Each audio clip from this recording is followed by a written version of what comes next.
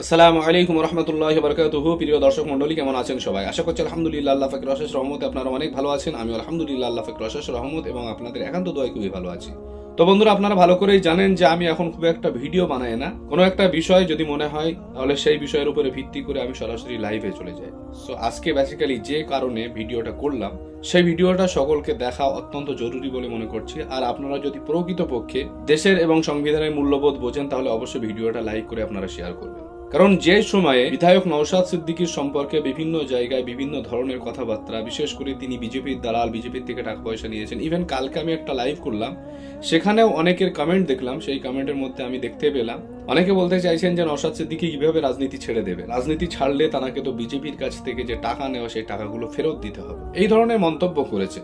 দেখুন, আমাদের সকলের মনটা তো স্বাধীন, তো মনটাকে তো বেঁধে রাখা যায় না। তো এক একজন মানুষ এক এক রকম মনোবৃত্তি নিয়ে এক এক ধরনের চিন্তাধারা করতে পারে, সেটা তাদের রেসপন্সিবিলিটি। কিন্তু আজকে যে বিষয়টাকে নিয়ে আমি আলোচনা করতে বসেছি সেটা হচ্ছে, যে সময়ে আমি নওশাদ সিদ্দিকীর বিরোধিতা করার জন্য ব্যস্ত হয়ে পড়ে আছি, ঠিক সেই সময় নওশাদ সিদ্দিকীর মতো একজন বিধায়ক বিধানসভায় গিয়ে সাধারণ পিছিয়ে পড়া এবং সমাজের লাঞ্ছিত, অপমানিত, শোষিত শ্রেণীর যে সমস্ত মানুষেরা রয়েছেন, বিশেষ করে কৃষি সমাজ থেকে শুরু করে নিয়ে তিনি প্রত্যেকটা বিষয়ে মানুষের হয়ে মানুষের সেবার জন্য কথাবার্তা বলছেন। আপনারা দেখুন ভিডিওটা।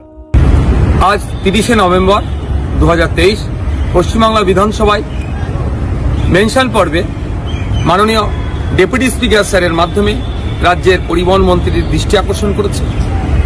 31 নম্বর বাস রুট, যা প্রাচীন বাস রুট নামে আমরা জানি, যেটা জাঙ্গিপাড়া থেকে শ্রীরামপুর পর্যন্ত বাস চলাচল করত। একসময় এই রুটে 28টি বাস চলাচল করত, কিন্তু বর্তমানে বিগত 2 থেকে 3 বছর হচ্ছে বাস চলাচল সম্পূর্ণভাবে বন্ধ। ফলে মানুষের যাতায়াতের জন্য এবং মহকুমার অফিস, জেলাতে যাওয়া এবং আদালতে যাওয়ার ক্ষেত্রেও বা বিভিন্ন পরিষেবা পেতে গেলেও মানুষকে ব্রেক জার্নি করতে হচ্ছে, সময় লাগছে, অর্থ ব্যয় করে মানুষকে যেতে হচ্ছে।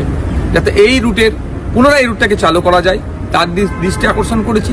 সাথে সাথে এই রুটের মধ্যে ফুরফুরা শিল্পের মতো তীর্থভূমি আছে, তীর্থযাত্রীদের আসা যাতায়াতের জন্য অনেক অসুবিধা হচ্ছে।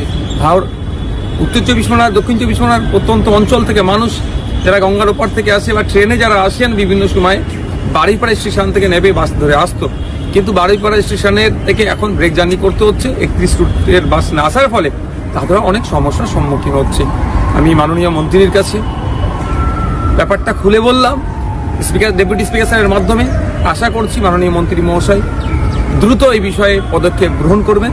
তিনি যদিও জবাবি ভাষণ দিয়েছেন, আজকে সুযোগ হয়েছে আমাদের, তিনি আশ্বস্ত করেছেন খুব তাড়াতাড়ি এই বাস রুট চালু হবে। প্রয়োজনে, যেহেতু এখন বেসরকারি বাস চলতো, প্রয়োজনে সরকারি বাস দিয়েও বাস রুটটাকে তিনি সচল রাখবেন। এই ভিডিওটা দেখার পরে আমার মনে হবে যে প্রকৃতপক্ষে যদি আপনি দেশপ্রেমিক হয়ে থাকেন এবং পিছিয়ে পড়া বর্গের মানুষদেরকে সহায় হতে চান, তাহলে নিঃসন্দেহে নওশাদ সিদ্দিকী সাহেবকে আপনারা খারাপ বলতে পারেন না। তো বন্ধুরা, এই ধরনের ভিডিও পাওয়ার জন্য চ্যানেলটিকে অবশ্যই সাবস্ক্রাইব করে রাখুন এবং সকলে সুস্থ থাকুন, ভালো থাকুন। আসসালামু আলাইকুম রহমতুল্লাহ।